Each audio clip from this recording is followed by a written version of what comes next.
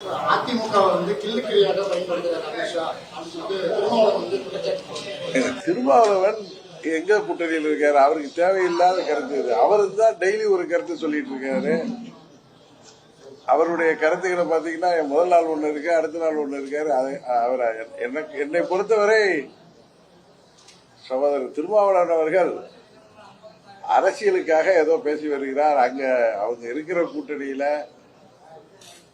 அவர் நிறைய சட்டமன்ற தேர்தலுக்கு நிறைய சீட்டுகளை பெற வேண்டும் என்பதற்காக அரசியலுக்காக ஏதோ சொல்லி வருகிறார். அவங்க கட்சி கூட்டணியில என்ன நடந்துட்டு இருக்கு? திரு சண்முகம் அவர்கள் சிபிஎம் லீடர் என்ன சொல்றாரு? தேர்தல் நேரத்தில் தேர்தலுக்கு முன்பு சொன்ன வாக்குறுதிகள் எல்லாம் நிறைவேற்றினால்தான் மக்களை நாம் தைரியமாக சந்திக்க முடியும்னு சொல்றாரு.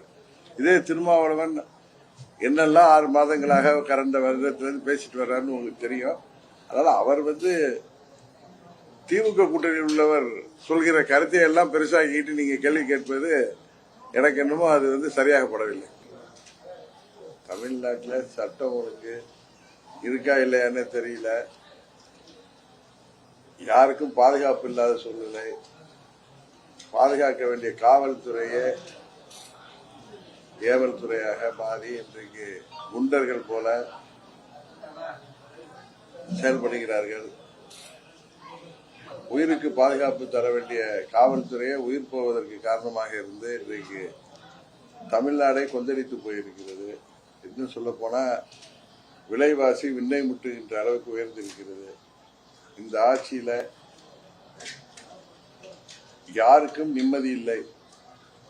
விவசாயிகள் முதற்கொண்டு அனைத்து தரப்பு மக்களும் தேர்தல் நேரத்தில் முதல்வர் சொன்ன வாக்குறுதிகள் எல்லாம் நிறைவேற்றவில்லை. 4 ஆண்டுகள் கடந்து இன்னும் 6-7 மாதத்தில் தேர்தல் வருகின்ற நேரத்தில் கூட முக்கியமான வாக்குறுதிகளை நிறைவேற்றவில்லை என்று ஆசிரியர்கள், பகுதி நேர ஆசிரியர்கள், போக்குவரத்து ஊழியர்கள், மின்சாரத்துறை ஊழியர்கள் என மாற்றுத்திறனாளிகள் அனைவரும் சாலைக்கு போராடி கைதாகின்ற நிலைமை இன்றைக்கு இருக்கிறது.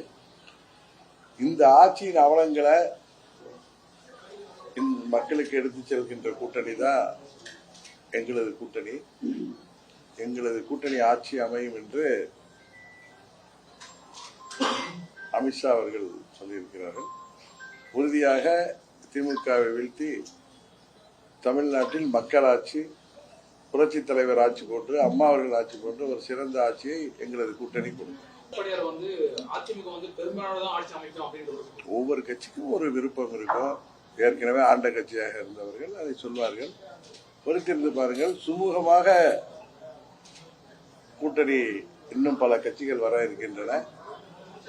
எல்லாம் சுமூகமான ஒரு சூழ்நிலையில இந்த திமுக வீழ்த்துகின்ற மக்கள் ஆதரவோடு வீழ்த்துகின்ற சூழ்நிலை தேர்தலுக்கு முன்பு சுயராக உருவாகிடும். அதனால நீங்க ஒவ்வொரு கட்சி தலைவர்களும் சொல்கின்ற கருத்தை வைத்துக் கொண்டு அதுக்கு மாதிரி கருத்தை இப்படி கேட்டுட்டு இருக்காதீங்க.